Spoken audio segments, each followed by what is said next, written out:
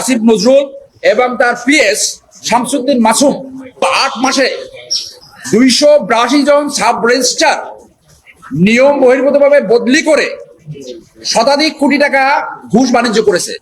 এই লিড নিউজে যেহেতু তার নাম আসছে, আমি আশা করব উনি একজন শিক্ষক মানুষ, উনি এই অনুসন্ধান ফেস করে উনি যাদের সামনে দেখাবেন উনি কোনো দুর্নীতি করেননি। 2 বছর ধরে নষ্ট খুলনা মেডিকেল কলেজ ও হাসপাতালের সিটি স্ক্যান মেশিন, অথচ রক্ষণাবেক্ষণের নামে 24 ঘন্টা চালিয়ে রাখা হচ্ছে জেনারেটর ও এসি। শুধু তাই নয়, দালাল ও আউটসোর্সিং কর্মীর দৌরাত্মে অতিষ্ঠ হাসপাতালে আসা রোগী ও তাদের স্বজনরা। সেবা পেতে জরুরি বিভাগ থেকে শুরু করে ওয়ার্ড পর্যন্ত প্রতিটি ধাপে গুনতে হয় বাড়তি টাকা। পরীক্ষা নিরীক্ষাও করাতে হয় ডাক্তার নির্ধারিত ডায়াগনস্টিক সেন্টারে। কিছুক্ষণ পরে শুনতেছি একে একে মারা যাচ্ছে। কেন মারা যাচ্ছে? সবাই বমি করতেছে। কেন? পরে আমি বলছি তাড়াতাড়ি আমার বেবিকে নিয়ে আসো। ওরে নিয়ে আসে দেখি ওর মুখটাও নীল হয়ে গেছে। তখন হার্টবিট ছিল আমার হাতের উপরে। আমি দৌড়াই, ওই পাশটা পুরো ভিজা ছিল, তখন জ্বর হয়। আমি আবার বেবিদেরকে কিন্তু লিফটে উঠা যায় না, আমি ওই সিঁড়ি দিয়ে অনেক খুব স্ট্রাগল করে তারপরে উপরে উঠছি 5 তলায়। যাই আবার ডাক্তার কাছে নিয়েছি, ডাক্তার বলতেছে আমি হার্টবিট পাচ্ছি না। প্রিয় দর্শক, ব্রেকিং নিউজ এই মাত্র পাওয়া গরম বাংলা সংবাদে স্বাগত। দর্শক, কি হচ্ছে ঢাকার আদ্দিন হাসপাতালে? একে একে 11টি শিশুর মৃত্যু। সাংবাদিকদের তথ্য সংগ্রহ করতে গেলে হট্টগোল শুরু, এমনকি তাদের উপর লেলিয়ে দেওয়া হয় হাসপাতালের নারী কর্মচারীদের। দর্শক, অন্তর্বর্তী সরকারের আইন উপদেষ্টা আসিফ নজরুলের শত শত কোটি টাকার দুর্নীতি বেরিয়ে আসলো। রাজপথে আওয়ামী লীগ, দেশ থেকে ব্যস্ত সাবেক উপদেষ্টারা। দর্শক, সংবাদ শিরোনাম এবং থাম্বনেল দেখে বুঝতে পারছেন আজকের সংবাদে খুবই গুরুত্বপূর্ণ তথ্য ফাঁস হতে চলেছে, তাই চ্যানেলটা সাবস্ক্রাইব করে আমাদের সঙ্গে থাকুন। আজকের সংবাদের বাকি অংশ দেখতে সরাসরি স্কিপ না করে চলে যায় টিভির পর্দায়।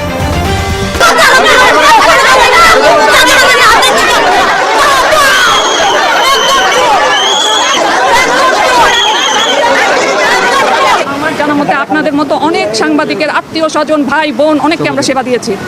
আমার কাছে আসেন না এরকম সাংবাদিক কমই আছে। আজকে যে রুগীরা আছে, তারা যে আতঙ্কে আছে, আপনাদের কাছে অনুরোধ করব রুগীদের সাথে আমাদের সেবা চলমান রাখতে দেবেন। আর মিনিস্টার স্যার আসছিলেন, আপনার যা কথা ওনাদের সাথে বলবেন।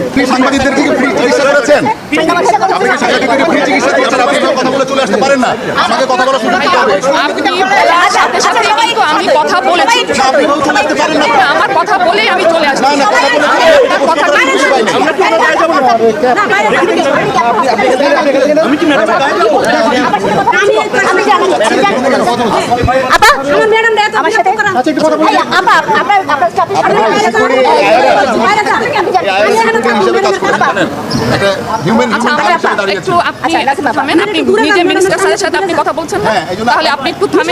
আর একটা জিনিস হচ্ছে, মিনিস্টার স্যার কিন্তু আমাকে বলেননি আপনার সাথে কথা বলতে হবে।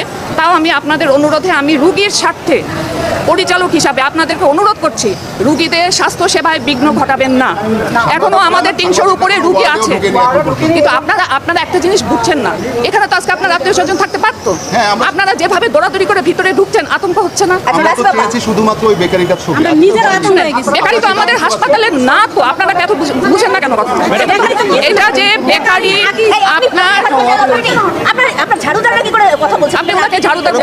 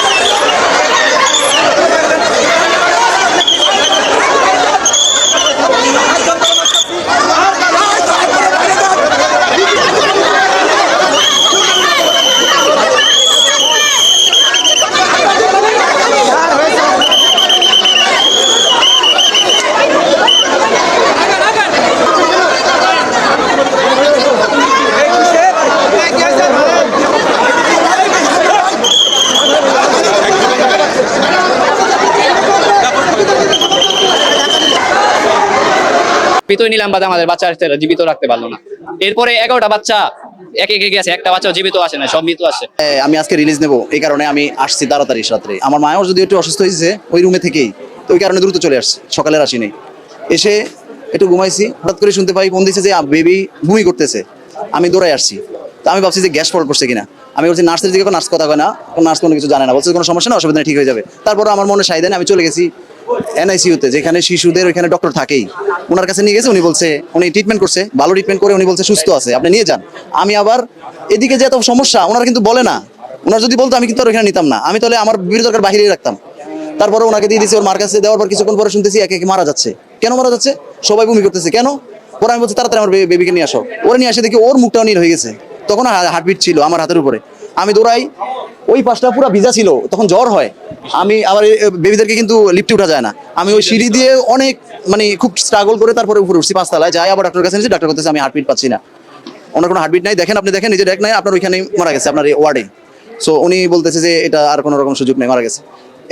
এইভাবে একে একে প্রায় 11 জন মারা গেছে, ওনারা বলতেছে 6 জন, কিন্তু এটা সঠিক সংখ্যা এখনো জানতে পারিনি। কোনো হামের উপসর্গ কিছুই না, আপনি দেখেন আমার বেবিকে একদম সুস্থ, 3 কেজি প্লাস, মাত্র 3 দিন হয়েছে, আজকে রিলিজ দিবে 23 তারিখ রাত্রে হয়েছে, 3 দিন হয়েছে মাত্র, হামের উপসর্গ কিছুই নাই। এবং শুধু ওই ওয়ার্ডের ভিতরেই যারা ছিল তারা সবাই অসুস্থ হয়েছে, কারণ ওনারা এসি সিস্টেম বন্ধ করে দিয়েছে এবং অক্সিজেন সিস্টেমটা কি আসলে বন্ধ করে দিয়েছে কিনা ওটা ওনারা বলতেছে এরকম কারণে গ্যাস হয়েছে।